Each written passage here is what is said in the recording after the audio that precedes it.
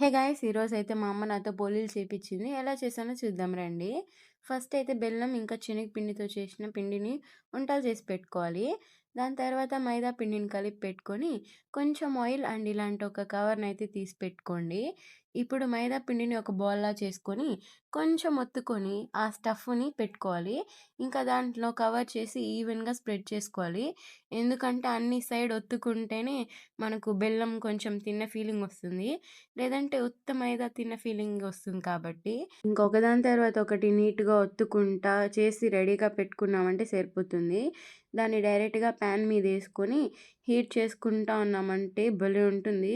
అవి పూరిలా పొంగుతా అంటే నాకైతే భలే హ్యాపీ అనిపిచ్చింది. ఎందుకంటే నేను కూడా ఫస్ట్ టైమ్ ట్రై చేస్తన్నాను. ఎప్పుడు చేయలేదు. ఇది నాకు మా అమ్మమ్మ నేర్పించింది. ఊరికెళ్ళినప్పుడు ఫస్ట్ టైమ్ మా అమ్మమ్మ చేస్తా ఉన్నింది. నేను చూసి నేర్చుకుంటాన్నా. అప్పుడు నేర్చుకున్నా నేను కూడా ఇలా చేద్దామని చెప్తే అమ్మమ్మ సరే పిండంతా పంపిస్తాను చేసుకోండి తినండి అనింది. ఇంకా అలా చేసి తిన్నాను. ఇంకా దాన్ని ప్లేట్‌లో యేసుకొని సూపర్‌గా ఉన్నింది. నెయ్యేసుకొని తినేసిన. నేను పోలీలు ఎలా చేసినానో కామెంట్ చేసేయండి. That's it for today. Okay. Bye.